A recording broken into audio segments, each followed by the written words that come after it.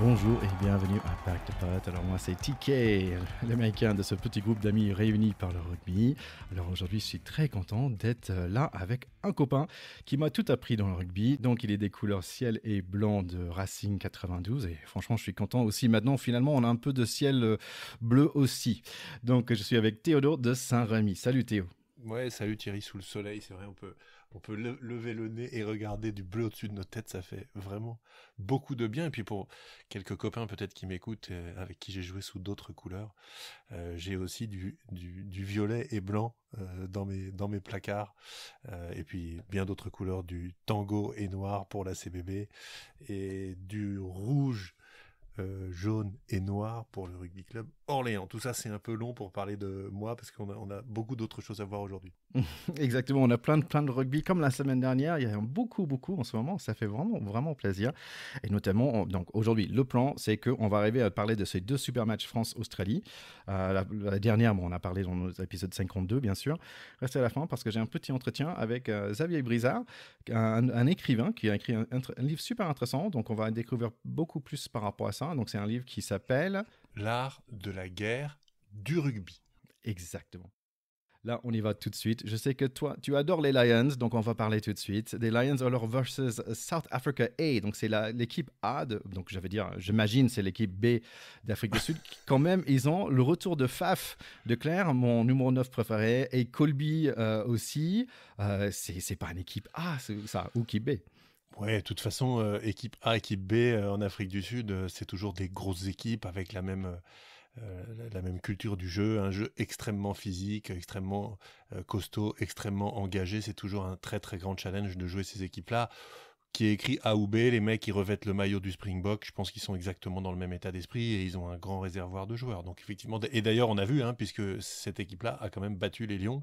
C'est pas le début officiel de la tournée, donc on va considérer que c'est Ouais. encore des matchs d'entraînement. Mais Ouais, c'est un petit leçon quand même de dire vous ne venez pas ici comme ça. c'est Hein. Ils ont ça. battu 17-13. Même si tu parlais de costaud, il y avait quand même le retour de Halloween Win Jones après son grosse blessure début de ce tournoi contre le Japon. Et je pense qu'il avait pété une épaule. Bah, il est revenu déjà. Oui, ça m'a surpris, effectivement. Je pense qu'il sera donc là peut-être pour les vrais test matchs de la tournée. Donc, ce qui est quand même une bonne nouvelle, tout simplement pour le spectacle et pour l'équipe. C'est l'âme de cette équipe, hein. Oui, quand même, il y avait un autre match aussi des Lions où ils sont bien remis. Oui, ils ont joué contre la province des Stormers, qui est une belle province du championnat sud-africain. Ils leur ont passé 50 points. Donc là, il y a un écart, hein, comme ils avaient battu les tout premiers en passant 70 points à la province des Sharks.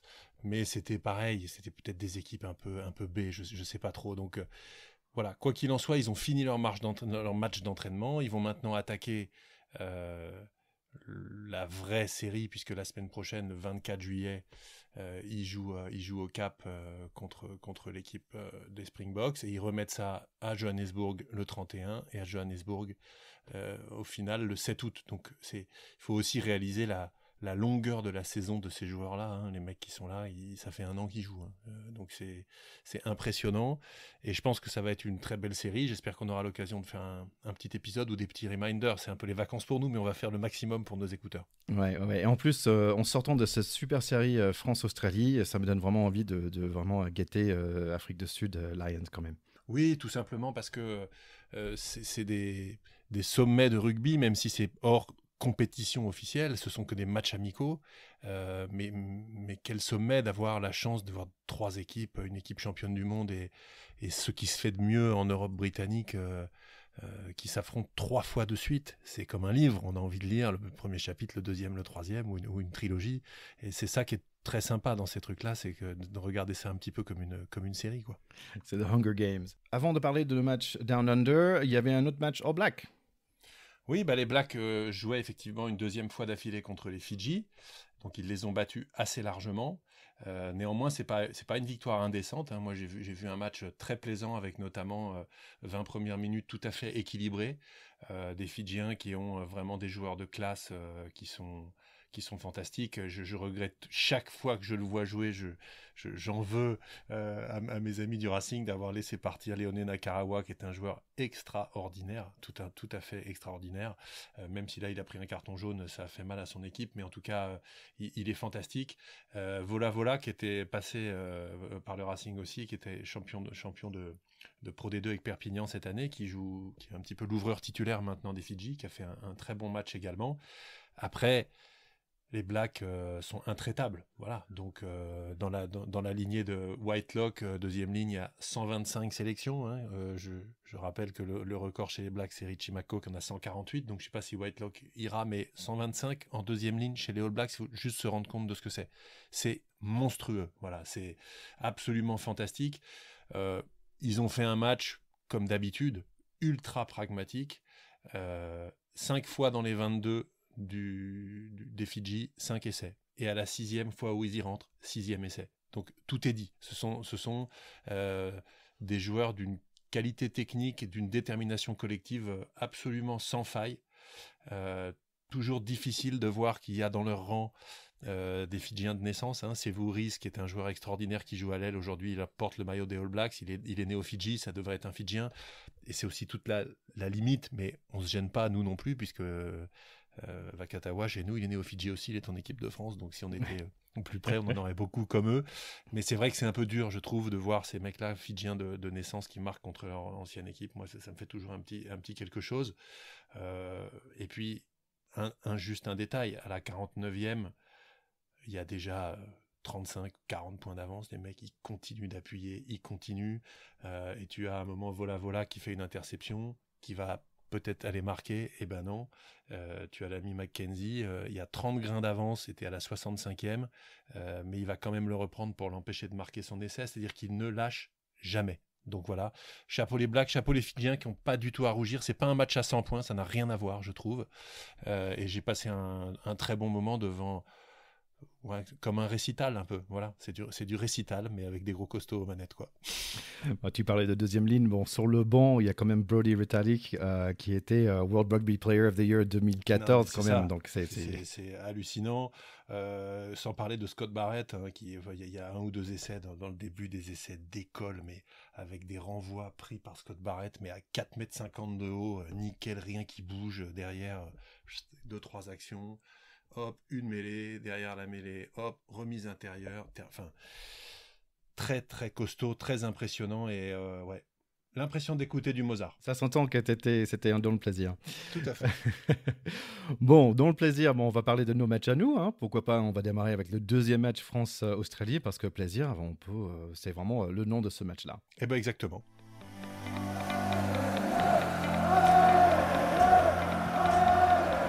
Allez, France-Australie pour match 2. Alors les Australiens, ils étaient tout contents parce qu'ils venaient de battre les Américains en basket. Même en même temps, moi je regarde ça in English sur YouTube, ils ont annoncé, ils aiment bien annoncer des noms en français. Je trouve ça assez bon. Ils disent Couillou et Villiers. Je trouve ça assez chouette. Allez, le match démarre. 2 minutes, il y a Vincent qui plaque, il y a Dante qui essaie de gratter le ballon, récupère le pénalité. Jaminet, il tape le pénalité. 3-0 pour nous tout de suite. Australie attaque, mais c'est Jelance qui nous récupère le ballon. Jeu assez libre pour le moment. Les deux équipes ont envie de courir. La preuve à 6 minutes, super essai de 50 mètres de numéro 11 australien. Mais heureusement plutôt, pour nous, en avant, il y avait en avant 15 minutes plus tôt, donc l'essai est annulé. Jaminet tape un autre pénalité, 6-0 pour nous. Temps très fort pour les Australiens. Un autre essai de 11 annulé pour un en avant, mais ils marquent leur premier point, 6-3, toujours pour nous. Cet 11 australien, je dis 11 chaque fois parce que j'arrive pas à prononcer son nom, il monte encore ses cannes, il fait un remonti des 50 mètres. Les Français ont un peu mal d'avancer. Heureusement, il y a Barlow et Jelanche. Le match est très très ouvert, Banks s'échappe, plaqué par Villiers, on récupère le ballon, mais c'est un peu bruyant. Le ballon arrive dans les mains de Pono qui aime faire un truc, c'est d'aller tout droit très vite. 1-2 avec Waki et essai pour nous. Celui qui court très vite, le 11, c'est Marika Koroibete, qui est vraiment, effectivement, un joueur du feu de Dieu. Ouais. Comme toujours, après 3 syllabes, j'ai du mal. Les Wallabies n'aiment pas trop beaucoup cet essai. 13-3 devient 13-16 après un pénalité. Il y a beaucoup de plaquages qui fait ouf. Les Kangaroos dans le nôtre 22, mais pas pour longtemps. On échappe. Et nous, on est dans leur 22 avec un allez les Bleus. Merci beaucoup, bravo aux supporters à Melbourne. 16-6. Temps fort pour Australie, et c'est logique par leur numéro 9. D'un coup, c'est 16-13. Le match redevient serré. Début de deuxième mi-temps, ça démarre avec un solide avancement des avants bleus jusqu'à la 5 mètres avant que le capitaine Hooper il fait son truc et il chope le ballon.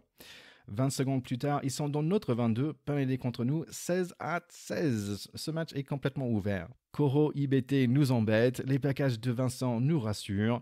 Jaminet fait un super percé à la brise du lin. Woki et Kuyo avancent bien. On campe de leurs 5 mètres d'Australie pendant 5 minutes. Tao Fifenois nous a presque à mettre son essai, mais on avance. On se contente avec 3 points de plus, 22-16, toujours à 100% de Jaminet. Penal touche pour les Wallabies, mais quelle série de Woki. Il chope le ballon en touche, il fait un percé de 20 mètres, il joli passe pour le Villiers, suivi par Couillou. D'un coup, on est chez eux, on avance petit à petit, et c'est Woki qui a failli mettre l'essai, mais non, finalement, on prend les 3 points, 25-16 avec 60 minutes. Les coachs australiens commencent à dire des gros mots encore.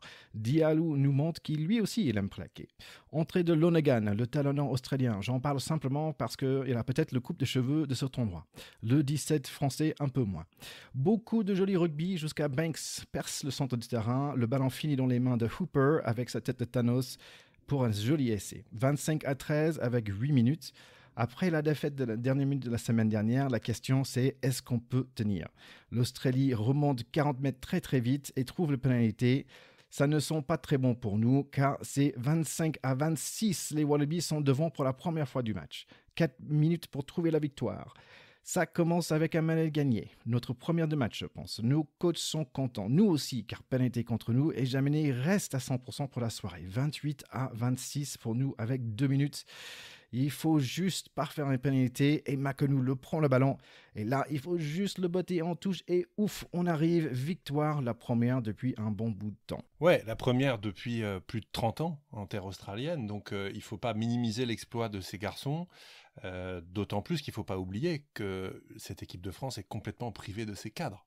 La plupart des joueurs de l'équipe de France, entre guillemets titulaires, ne sont pas là. Donc c'est d'autant plus un exploit. Et c'est, on va en reparler après,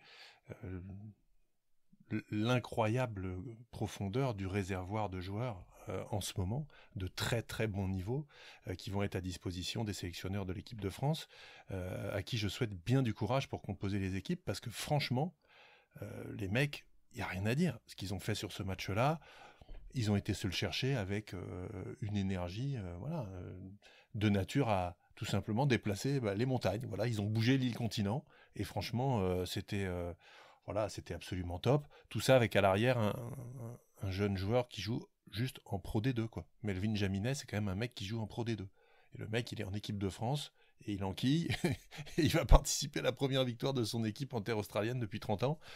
C'est génial, j'ai rien à dire. Faut parler du match d'après. Ouais, je pense qu'on y va tout de suite. Mais ce qui était vraiment agréable dans ce match, c'était très ouvert les deux côtés. Mais une défense sublime, je trouve. Il y avait 25 plaquages pour Vincent. Waki était superbe, Diallo aussi. Vraiment, oui, bravo. Ils ont effectivement 25 pour Vincent. J'ai vu Diallo 23, Cyril Cazot 20 plaquages, le capitaine Anthony Gélonge 23 plaquages.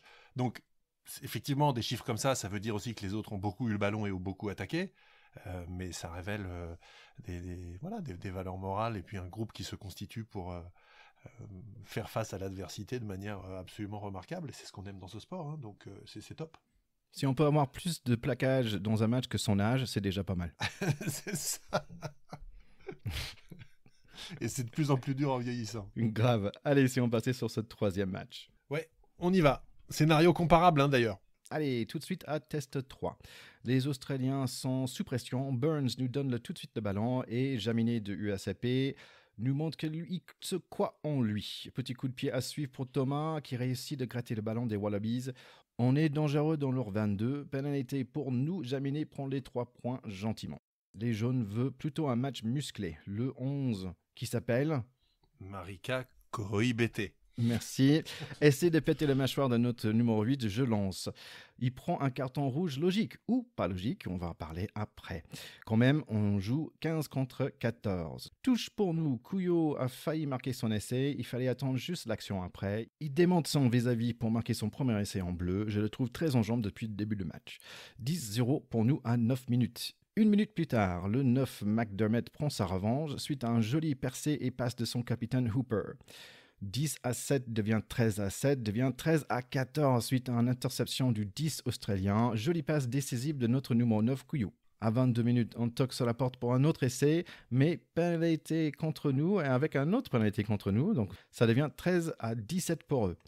Dans cette période, peut-être un carton contre Jolange. L'arbitre a dit non, mais Hooper replique à l'arbitre. There's 37,000 people here who think differently. Je trouvais ça assez drôle. Match très haché pour nous. On n'a pas eu le ballon depuis longtemps. Finalement, on voit un super passé de Jaminet. Couillou fait son passe pour Jolange un peu tard. Pas grave, Waki nous mit un super essai en sautant au-dessus de tout le monde. Tous les profs de français en Australie sont contents, car on gagne 20-17. C'est tout de suite suivi par un magnifique essai coup de pied à suivre par Jaminet pour Teddy Thomas, mais non, on avance 2 minutes avant, un peu comme le dernier match pour l'Australie. Un autre pénalité contre nous, 20-20 pour le mi-temps. On n'a pas trop l'impression qu'ils ont un joueur de moins, les Wallabies. Ouais, c'est vrai que sur cette première période, je pense que on laisse un petit peu passer le coche quand même. Finir à 20-20 sur cette mi-temps, je pense que c'est un petit peu là qu'on perd le match, dans la mesure où Marika Koroibete, c'est quand même leur arme offensive principale. Et ne pas avoir su profiter de cette supériorité numérique pour se détacher, je pense que ça fait mal à la fin, comme on perd de très peu à la fin.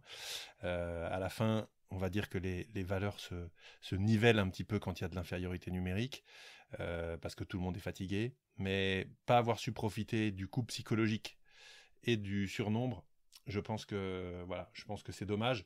Maintenant, c'est néanmoins une très bonne mi-temps. Couillou est un peu puni de son ambition, parce que à la fois ses actions ont mené aux premiers essais, etc., et à la fois quand il se fait intercepter, il joue très près de la ligne défensive en allant provoquer beaucoup lui-même en tant qu'attaquant, en portant le ballon et en passant la balle très tard, et on sait qu'on s'expose à des contres comme ça, et c'est vrai que le contre il nous fait très mal. L'essai sur interception il fait mal, mais deuxième mi-temps, allons-y, le match n'est pas terminé. Ouais, ça démarre avec un drop raté de 45 mètres que j'ai pas trop compris. Hooper is Hooper, il chope le ballon important, les Wallabies sont chez nous. Mais après, Waki is Waki, et il fait la même chose. Mêlé pour nous dans notre 22, Couillou pour Teddy Thomas, chip and chase, comme ils disent en anglais. Ça finit dans les mains de Barassi, qui marque un des plus beaux essais de l'année. 27-20 pour nous, ça sent bon. Mais on n'arrive pas à tuer cette équipe. Le petit tank australien Tupou marque un essai tout en force, 27-27. Bomba nous chope un ballon, mais Jaminet rate la pénalité bizarre. Mais le 10 australien fait la même chose. Alerte de mini-mollet avec l'entrée du numéro 16 français. Encore et encore des pénalités contre nous. Il nous démolit dans le mêlée avec 60 kg en moins. C'est le numéro 2, Dre 2 d'Australie qui marque un essai en force. Heureusement annulé par un en avant. Mais on a du mal à sortir de nos 22 depuis 10 minutes. On donne 3 points et peut-être la victoire avec 7 minutes qui nous restent. Finalement, Jaminet égalise 30 partout.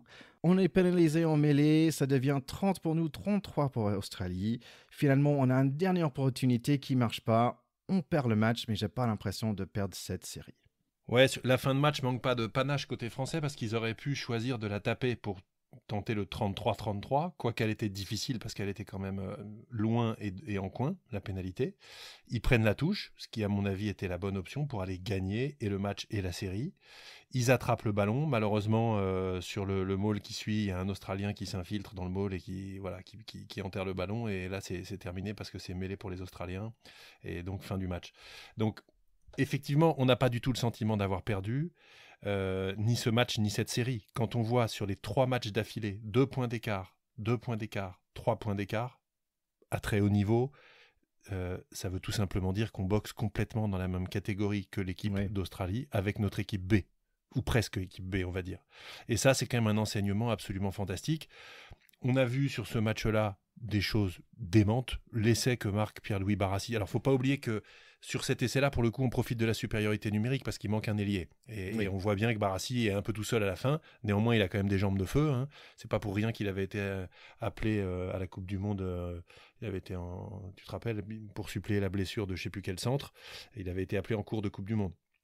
Donc, c'était pas une erreur de casting. C'est un très bon joueur, c'est évident. Cet essai, il est juste sublime. Très bonne mêlée, le petit jeu de Couillou, Teddy Thomas, petit coup de pied pour lui, qui remet à l'intérieur, et ensuite à Jaminet qui arrive à trouver effectivement Barassi, et c'est un essai de 90 mètres au niveau international entre équipes qui se valent, c'est quand même rare et c'est magnifique. Et aujourd'hui, c'est les Français qui les marquent, ceux-là. Et quand tu vois, s'il fallait donner une victoire au point, on perd de 3 points, nous on a marqué cet essai-là, eux ils ont marqué un essai intercepté qui est assez moche. Voilà. Donc on aurait aussi bien pu le gagner. Néanmoins, ils n'ont pas de points pour le style, c'est ça? Ouais, ils n'ont pas de points pour le style. Et néanmoins, il ne faut pas oublier qu'ils ont quand même joué à 14 pendant 75 minutes, ce qui est quand même beaucoup.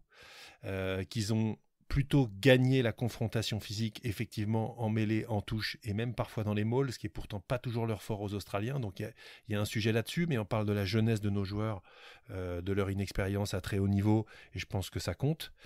Maintenant, moi, ce que je trouve absolument fantastique, c'est que voilà, on a une génération, une profondeur de banc pour l'équipe de France en prévision de 2023. On l'a déjà dit 10 fois, mais c'est absolument fantastique d'avoir ces joueurs-là. Et c'est même très compliqué, vraiment, de se dire qui va être titulaire en 2023 en France avec le nombre de joueurs de grande qualité qu'il y a, qui sont un peu de la même génération. C'est fantastique. Bon, attaquons ça tout de suite. Qui, pour toi, a gagné, on va dire, un peu dans les yeux des sélectionneurs? Incontestablement, je pense que Jaminet, qui c'était vraiment la surprise du chef, la trouvaille, parce qu'il est en Pro D2, objectivement c'était complètement inattendu, même s'il va jouer en top 14 l'année prochaine. Il a marqué des points parce que c'est un jeune joueur qui a montré un mental d'acier et une super capacité à délivrer du jeu au pied dans les grands moments. Oui, bien dans les airs aussi. Dans les airs, très bien. J'ai trouvé Arthur Vincent remarquable, remarquable en défense, remarquable en attaque. En plus, on sent que c'est un type charismatique qui a de l'impact sur ses camarades, et ça, c'est important. Et puis moi, je suis très, très fan d'Anthony Gélonche, qui est vraiment un joueur dur. Et il faut des joueurs durs, il faut des joueurs qui fassent mal aux adversaires pour être champion du monde. Donc je pense qu'un joueur comme ça, il aura vraiment toute sa place dans les années qui viennent. Principalement ceux-là, et puis Gaëtan Barlow, que je connaissais honnêtement pas très bien, qui a fait quand même une tournée du feu de Dieu. Il a été titulaire sur les 3 matchs, il a retourné de l'Australien dans tous les sens, il a beaucoup avancé. A contrario, petite déception concernant Damien Penaud, qui est vraiment un joueur que j'adore, et je le dis souvent tellement il a la classe. Mais sur ce match-là, avec un vis-à-vis ailier qui sort, on aurait dû beaucoup plus voir Damien Penaud, qui aurait dû venir se proposer à hauteur dans des intervalles au milieu du terrain. Il n'a pas touché un ballon du match, il n'a pas avancé avec le ballon d'1 mètre. C'est pas acceptable à ce niveau-là, et ça je comprends pas du tout. Ouais. Moi, perso, je comprends pas l'idée que les gens sont fâchés avec lui, entre guillemets, parce que... Non, pas fâchés. C'est juste objectif, Thierry. Ouais, on peut pas ne pas avancer d'1 mètre avec le ballon dans un match international à 15 contre 14, avec les jambes qu'il a. En foot américain, si tu attrapes pas la ballon, mais tu n'étais jamais lancé le ballon, c'est pas ta faute non plus. Tu vois, donc, Oui, mais tu peux venir te proposer. Et je pense qu'un joueur qui a ces qualités-là, il doit pouvoir venir faire des différences dans des petits intervalles en venant être un joueur supplémentaire sur des moments clés. Et il l'a pas du tout fait. Je dis pas que c'était facile. Ça m'a surpris, ça m'a déçu, et je pense que ça peut lui coûter un peu cher parce que il y a du monde à l'aile quand même. Teddy Thomas fait plutôt un bon match. Gabin Villers, à chaque fois qu'il rentre, il marque des points. Il a marqué quand même 2 essais au match 2. Donc un peu compliqué pour Damien Penaud. J'espère que ce sera une remise en question pour lui. Ça reste un joueur de classe. J'adore le voir jouer. Ouais, voilà. Franchement, moi mais aussi. Là, moi, je trouve qu'il est un peu passé au travers. Ça m'inquiète un peu pour lui. Moi, perso, je lui adore en défense, et surtout le contre-rock et ce genre de choses. Je trouve j'ai l'impression qu'il adore faire ça. Et j'aime bien les joueurs qui aiment jouer en défense aussi. Donc, c'est pour ça que j'aime Vincent, d'ailleurs. C'est vrai, mais il a de telles qualités offensives que de ne pas le voir sur un match comme ça coûte cher. Et surtout à 15 contre 14, c'est pas trop acceptable. Puis j'ai adoré Cameron Wauquiez, depuis le Thames Cup, où il avait fait une super prestation rentrant en équipe de France. À chaque fois qu'on lui donne sa chance, il répond présent. Je pense que ce sera aussi un grand bonhomme de la Coupe du Monde 2023, j'en suis certain, parce qu'il est hyper précieux dans le jeu aérien. C'est un très bon défenseur. Et il marque un essai de basketteur, là. Qu'est-ce qu'il a fait, hein? Il a sauté au-dessus du môle pour marquer de l'autre côté. Ça prouve qu'en plus, il est intelligent, donc c'est bien. En fait, c'est assez marrant parce qu'en foot américain, on voit ça assez souvent. Il y a un mec qui court comme un fou, qui saute au-dessus de tout le monde pour plaquer le ballon. Je ne suis pas sûr, c'est dans les règles en rugby ou pas? On a le droit de faire ça? Il a le droit, tant qu'il n'est pas plaqué, tu as le droit de sauter pour marquer. Hein, donc, pourquoi pas? Je ne sais pas pourquoi on ne voit pas ça en rugby, parce qu'on voit ça très souvent. C'est à 1 mètre, tu as un mec qui court comme un fou depuis 10 mètres derrière, qui saute au-dessus de tout le monde, et voilà, ça marque. Bref. C'est peut-être une proposition de combinaison à leur souffler, à leur glisser à l'oreille. Oui, voilà. Tiens, je reviens aussi sur cette carton rouge. Carton rouge ou pas pour toi? Évidemment. Évidemment, carton rouge. C'est toujours une grande déception d'avoir un match déséquilibré par un carton, quoique ça leur a pas porté préjudice. Mais on le dit, les règles changent. La sécurité, c'est la priorité absolue. Le visage, la tête des joueurs, c'est la zone de sécurité absolue. Donc, épaule, contact direct sur le menton de Jelonge, c'est de la faute du défenseur, c'est tout. Il a qu'à être plus bas pour défendre, ou alors il défend pas. C'est tout. C'est que l'attaquant avait raison d'arriver un peu la tête en bas. C'est la responsabilité du défenseur d'être en charge de la sécurité, de l'intégrité physique des attaquants. C'est la nouvelle norme au rugby. Donc évidemment, même si c'est horriblement décevant pour les Australiens, surtout qu'ils leur sortent leur meilleur joueur, qui est énorme. Ce mec est énorme. Voilà. Maintenant, moi, je suis toujours un peu déçu quand il y a un rouge, mais celui-là, il n'est pas contestable. Oui, parce que moi, j'avais regardé ça avec un version Sky Sport avec Mertens, par exemple, Andrew Mertens de Nouvelle-Zélande en tant que commentateur. En fait, il ne voyait pas de mal. En fait, il disait non, c'est un plaquage normal. Ça ne devrait pas, même pas être un carton. Donc, voilà. Et le public non plus. Le public australien, il trouvait bien ça sûr, mais dans normal. dans le public, c'est normal. Mais quand tu vois les images au ralenti, c'est normal. Bon, finalement, en fait, j'ai appris qu'il y a un trophée dans ce tournoi. Oui, alors la Fédération française avait décidé en 1989 de créer un truc qui s'appelle le trophée des bicentenaires. Alors, le trophée des bicentenaires, en 1989, c'était le bicentenaire de la Révolution française. Mais toi, t'en savais rien. T'étais en Caroline du Nord en train de jouer au basket sur un playground en bouffant des Big Mac. Voilà. Donc, le barbecue aussi. Voilà. Et en Australie, la colonisation de l'Australie, c'était 1788. Et donc, il y avait un bicentenaire de la colonisation d'un côté, un bicentenaire de la Révolution française de l'autre. Bon, honnêtement, je trouve ça un peu tiré par les cheveux, mais ils avaient créé le trophée des bicentenaires, et à chaque fois qu'on rencontre, que ce soit en Australie ou en France, sur une série de tests, l'Australie, eh bien, on s'échange le trophée des bicentenaires. Voilà. Et donc, il est propre uniquement aux rencontres France-Australie sur des tournées, qu'elles soient chez nous ou chez eux. Voilà, c'était la minute culture. J'aime bien. Bon, tout ça pour dire que j'ai adoré cette série et je n'étais pas le seul. Je pense que tout ce que j'ai vu sur Twitter, toutes les personnes, on va dire britanniques qui suivent le rugby, ils ont adoré aussi. Et en fait, j'ai entendu une fois sur des commentateurs néo-zélandais, ils disaient attention, cette équipe française qui sont favorites for the World Cup. C'est facile de dire ça pour les Blacks qui sont toujours eux-mêmes un peu favoris pour les World Cup, mais le fait est qu'ils ne les gagnent pas toujours. Ils l'ont malgré tout gagné que 3 fois, même si ça reste la grande équipe qui domine ce sport, pour plein de raisons, on va pas y revenir. Mais on ne peut pas complètement leur donner tort. Ce sera chez nous, ce sera avec un sorcier aux manettes, Fabien Galtier, qui est un mec remarquablement intelligent et qui est, à mon avis, un excellent manager, flanqué de Rafa Ibanez, qui est un mec remarquable également. Et ils ont une génération unique, comme on a tous les 30 ans, qui a été en plus 2 fois championne du monde U20 juste avant. Donc ce sont de jeunes joueurs qui se sont construits des palmarès de winners de bonheur dans leur vie. Et je pense que c'est très important. Ils sont tous tendus vers cet objectif. Est-ce que ça va pas être le piège de se croire favori ? C'est tout le travail que doit faire Galtier, que doit faire son équipe, pour que surtout, ils n'arrivent pas dans une posture de favori, parce qu'on sait très bien qu'au rugby, quand on est favori, en général, on perd.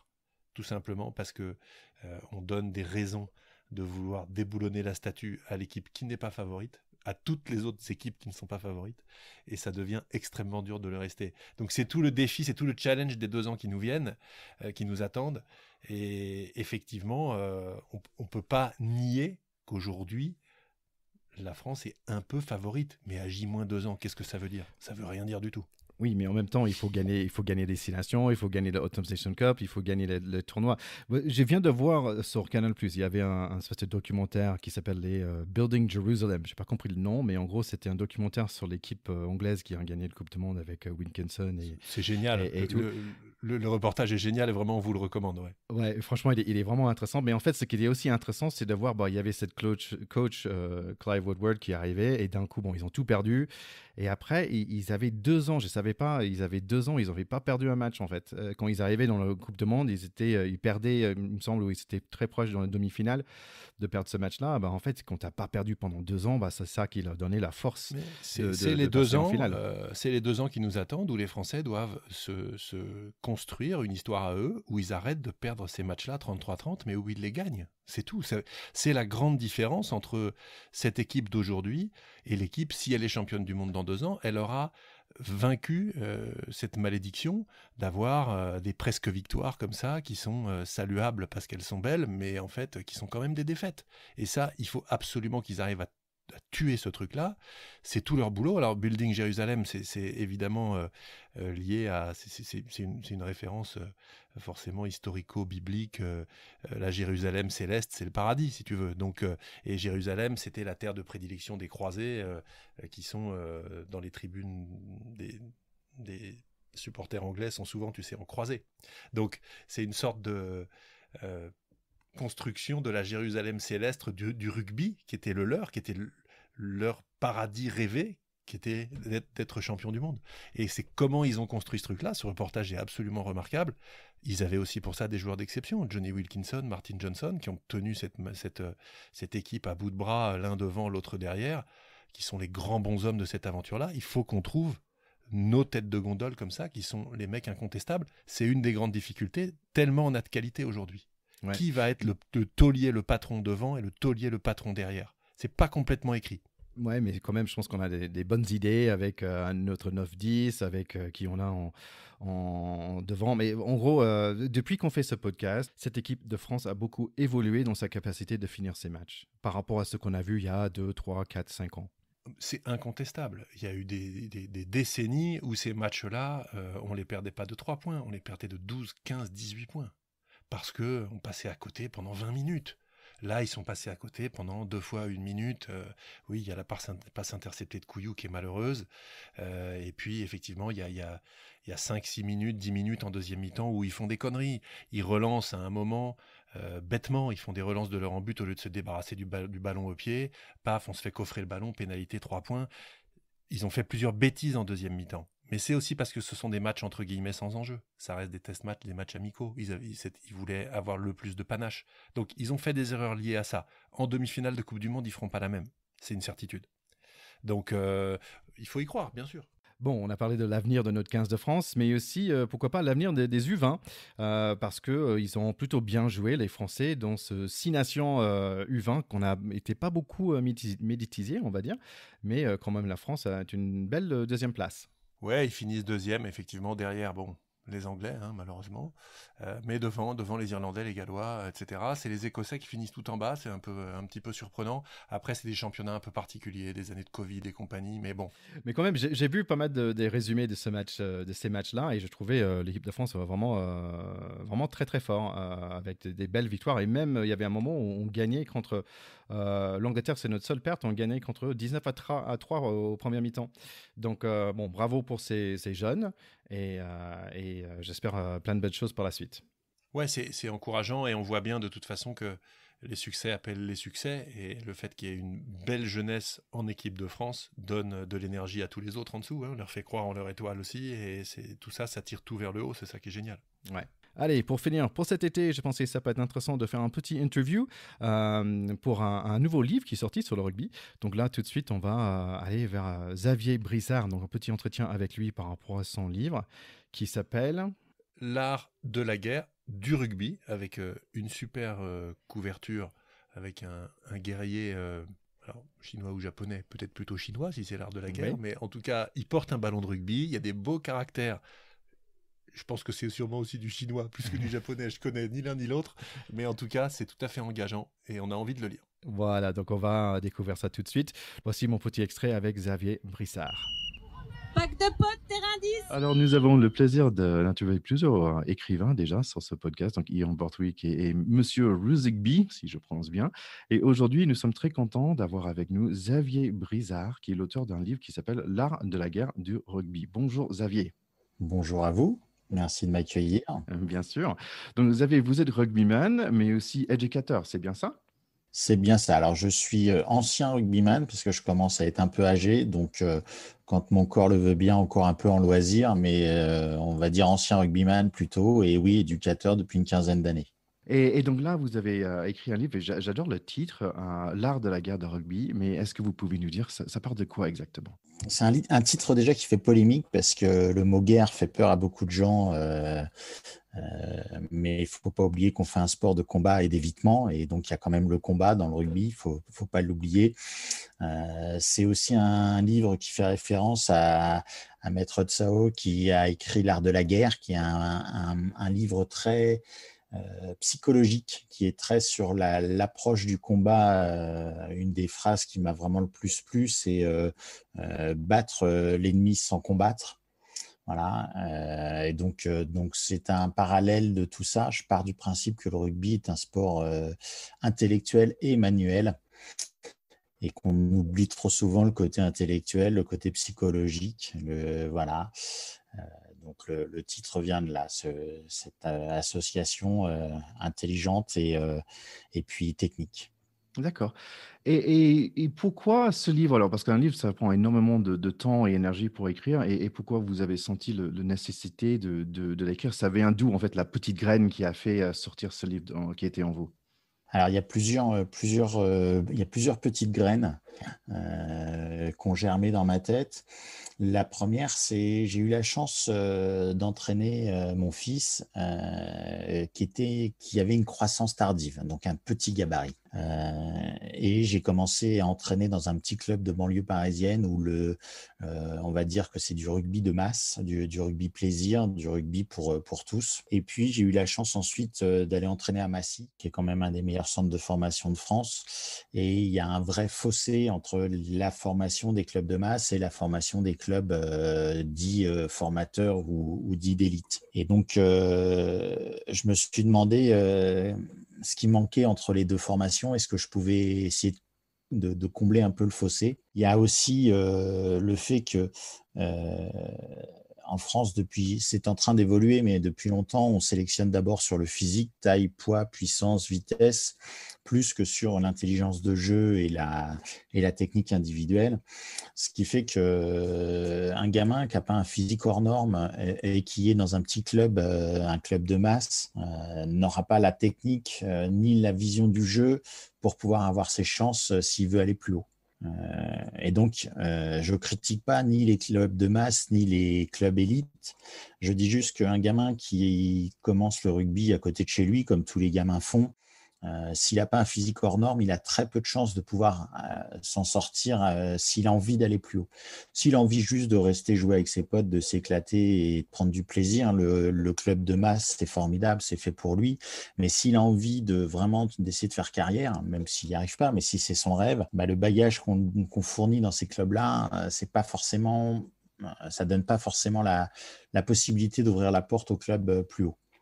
Donc, il manquait une pierre entre ces deux formations et essayer de créer un lien. Donc, voilà, c'était ça la graine principale, on va dire, pour, pour ce livre. Dans tous les cas, ça me donne envie de comprendre un peu plus sur cette fossé, mais en même temps, on va pas se faire livrer tout le livre là tout de suite comme ça. Mais il y a cette idée de dire prendre les meilleurs des deux choses, mais aussi ce qui manque aussi dans ces deux cas-là, si j'ai bien compris. C'est un pont, ouais, c'est un lien, c'est pas fait pour. Quand je parle de petit club, c'est pas péjoratif, c'est le club de masse, c'est le club à côté de chez soi. Souvent, les éducateurs sont des papas joueurs, donc ont plus ou moins joué à bon niveau, qui ont plus ou moins une formation pédagogique. Et puis c'est pareil, même si c'est des excellents joueurs, c'est pas forcément des très bons éducateurs. C'est pas la même chose. Moi, j'étais pas un super bon joueur et j'espère que je suis pas un trop mauvais éducateur. Donc, ça, plus le fait que les gamins qui viennent jouer dans ces clubs-là, bah, ils viennent peut-être plus pour s'amuser avec les potes autour de la balle, ce qui est le plus important. Mais si dans ces clubs-là, il y a un gamin qui veut faire carrière, il faut qu'on puisse lui donner la chance d'essayer. Ce qu'on fait tous dans ces petits clubs, dans les grands clubs, ou ce que j'ai essayé de faire, ça ne garantit pas la réussite, mais au moins qu'il ait des billes pour pouvoir tenter sa chance. Voilà, c'était ça vraiment le moteur. Donc, ce que j'entends, c'est les personnes intéressées, ça est plutôt, on va dire, des éducateurs, des personnes qui jouent au rugby aujourd'hui, ou des jeunes, ou des parents aussi. Moi, je pense que bon, dans le pack de potes, on a deux, Théo et Charlie, tous les deux, ils sont éducateurs. Donc, je pense que je vais les offrir ça C'est une bonne pour idée. cadeau pour l'été. Aussi, si j'ai bien compris dans les reviews, que le style était un peu différent aussi. C'est bien ça? Alors, c'est pas parce qu'on écrit un livre qu'on est écrivain. Et donc, j'ai pas la prétention d'avoir un style littéraire. Et du coup, faut faire ce qu'on maîtrise. Et ce que je maîtrise, c'est de parler sur le bord du terrain aux gamins ou aux parents, peu importe. Et donc, ce livre, il est écrit un peu comme si je parlais au bord du pré. Voilà, c'est du parler, c'est simple à lire, c'est écrit par un sportif pour des sportifs, entre guillemets. Voilà. Bah, parfait. Donc, si vous êtes amoureux de rugby, vous cherchez un livre pour cet été, allez trouver L'art de la guerre de rugby par Xavier Brissard, notre invité. Et si vous êtes à Paris, allez à la librairie Gros Câlin dans le 8e. C'est 72 rue de Mirominel. C'est tenu par un de mes anciens coéquipiers, Guéric, qui se connaît très, très bien. Donc, merci beaucoup, Xavier. Eh ben, merci à vous. Et bon, revenez pour la prochaine livre. Ça vous va? Eh ben, alors je vais pas écrire des livres tous les 2 ans quand même. C'est un gros boulot, c'est dur. Mais avec plaisir pour revenir échanger, discuter sans problème. Super. Merci, Xavier. Bye bye. Bye, merci. Voilà, et puis chers amis, on vous embrasse, on vous souhaite un bon été. N'hésitez pas à nous faire des petits coucous sur les réseaux sociaux, Instagram, Twitter, Facebook et même les revues sur votre plateforme de podcast. Puis on embrasse aussi Charlie et Alban qui nous manquent. On espère les retrouver tranquillement à la rentrée pour des épisodes tous les 4 qui sont aussi très sympas. Alors Charlie et Alban et tous nos écouteurs, on vous embrasse. Oui, donc on va essayer de vous faire un petit épisode sur le rugby sevens pendant les Jeux Olympiques, donc ça peut être sympa, et peut-être un petit point sur les Lions si on arrive pendant ces vacances. Donc, tous les cas, amusez-vous bien cet été et bon rugby à vous. Allez, ciao, ciao. Bon rugby, bye bye.